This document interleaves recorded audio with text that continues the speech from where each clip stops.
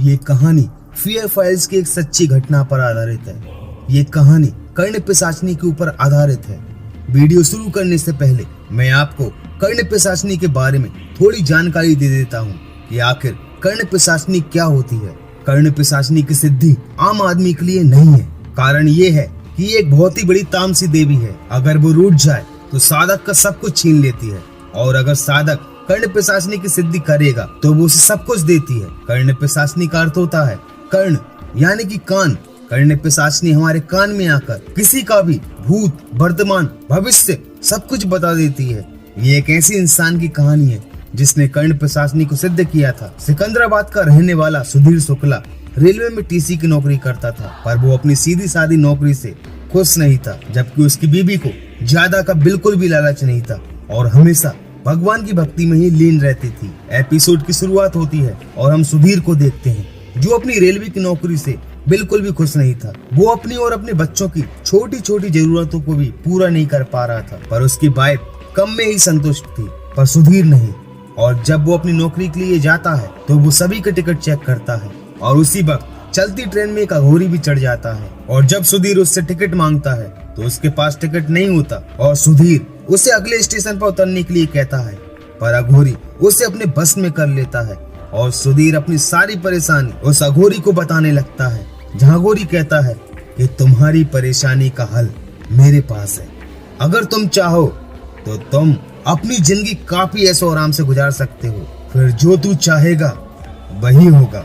दक्षिण की गोदाम में रहता हूँ, घटते चांद की 7वीं रात में आ जाना, लेकिन 12 बजे आना।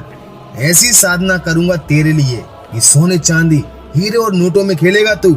आ जाना बस।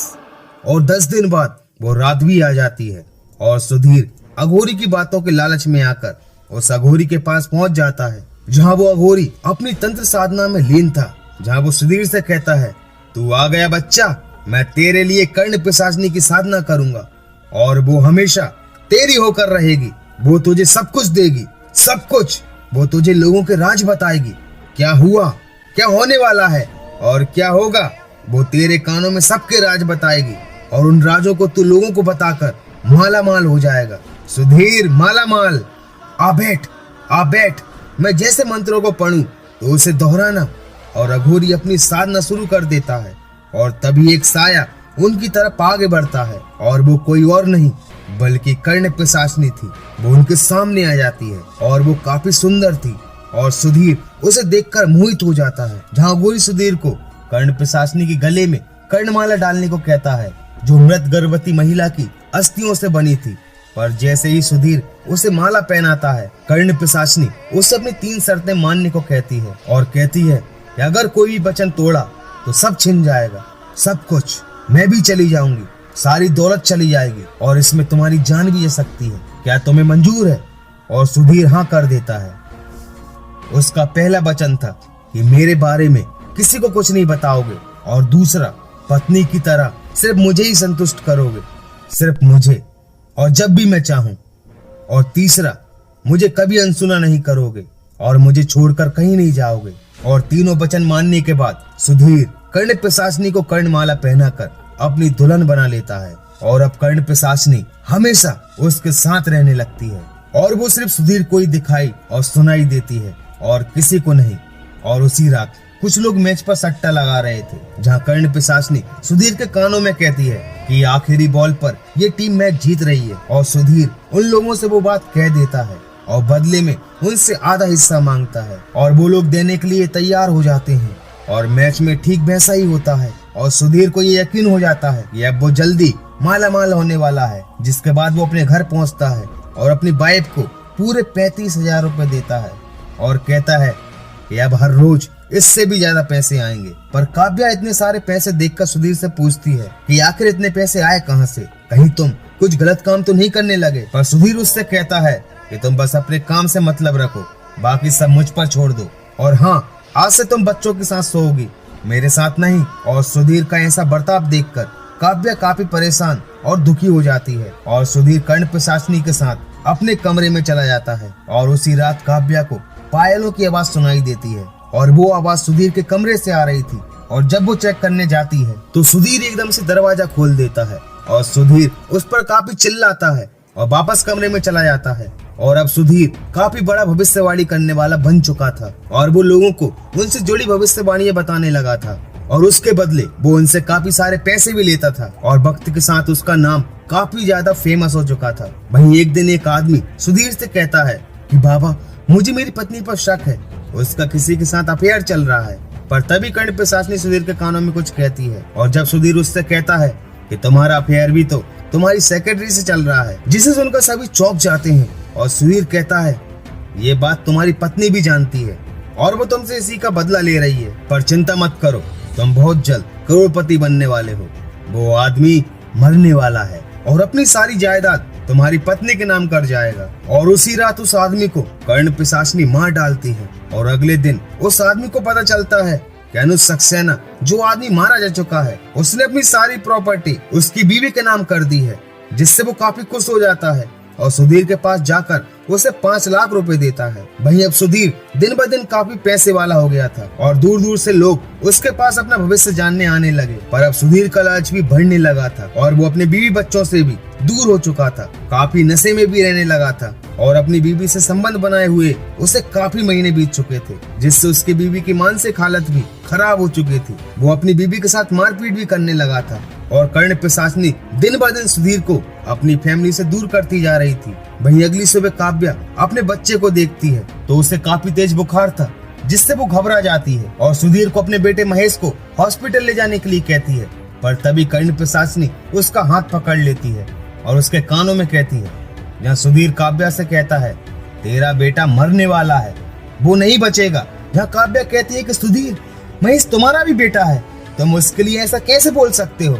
और ये कहकर वो वहाँ से चला जाता है। पर वो अपने बेटे को किसी भी हालत में बचाना चाहती थी और वो डॉक्टर को फोन लगाती है और उन्हें आने को बोलती है। वहीं सुधीर अपनी सवाल लगा चुका था, पर अब वो एक सवाल के बदले 2 लाख रुपए मांगने लगा था और कहता है कि अगर 2 लाख हैं तो सवाल पूछो वरना जाओ। पर किसी के पास भी इतने सारे पैसे नहीं थे और सुधीर सभी को बेइज्जत और भिखारी कहकर वहाँ से भगाने लगता है। पर कर्ण पिशाचनी उसे समझाने की कोशिश करती है, पर सुधीर उसकी बात को अनसुना कर देता है और इसके साथ ही वो कर्ण पिशाचनी का तीसरा वचन तोड़ देता है, जिससे कर्ण पिशाचनी वहाँ से गायब हो जाती है। वहीं एक आदमी सुधीर को 2 लाख रुपए देकर अपना सवाल पूछता है, पर सुधीर उसका जवाब नहीं दे पाता क्योंकि कर्ण पिशाचनी वहाँ से जा चुकी थी।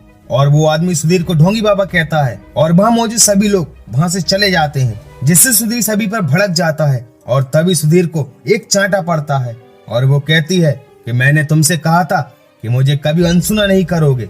और उसी रात महेश को प्यास लगती है और वो पानी पीने के लिए उठता है, पर बोतल खाली थी और वो किचन में जाता है, पर वहाँ भी सभी बोतल्स खाली थी। और उसी वक्त कर्ण पिशाचनी वहाँ आकर महेश को पानी पिलाकर मार डालती है। वहीं अगले दिन सभी महेश की मौत का मातम मना रहे थे, जहाँ सुधीर को भी अपने बेटे की मौत का काफी दुख था और वो भी महेश के पास जाना चाहता था। पर कर्ण पिशाचनी उसे लाश के पास जाने के लिए मना करती है और कहती है कि यदि तुम उसके पास गए तो तुम्हारा सब कुछ छिन जाएगा, जो मैं बोलूं वही कहो। जिसके बाद सुधीर कहता है कि इस लाश से मेरा कोई रिश्ता नहीं, ले जाओ इसे यहाँ से, ले जाओ। पर सुधीर को एहसास होता है कि वो तो मेरा बेटा है और वो कर्ण पिशाचनी से कहता है, प्लीज मुझे मेरे बेटे के पास जाने दो, मैं एक बार उसे अपने गले से लगाना चाहता हूँ। और वो कर्ण पिशाचनी से लाख मिन्नत करता है, पर वो सुधीर को उसके पास नहीं जाने देती। और सुधीर को भी अब यकीन हो जाता है कि महेश को कर्ण पिशाचनी ने ही मारा है और वो सुधीर के कानों के पास खूब जोर से चिल्लाती है, जिससे उसके कानों से खून बहने लगता है। और कर्ण पिशाचनी सुधीर से संबंध बनाने के लिए कहती है, पर सुधीर उससे संबंध बनाने से मना कर देता है और इस तरह वो कर्ण पिशाचनी का दूसरा वचन भी तोड़ देता है, जिससे कर्ण पिशाचनी काफी गुस्सा हो जाती है और उसे जबरदस्ती अपने साथ ले जाने लगती है। और अब सुधीर की हालत भी दिन ब दिन बिगड़ने लगी थी, न ही उसके पास कोई भक्त आते थे और अब न ही उसके पास धन दौलत बची थी। वहीं काव्या भी सुधीर को छोड़कर चली जाती है और सुधीर अब बिल्कुल अकेला पड़ चुका था और कर्ण पिशाचनी उसका शोषण करती जा रही थी।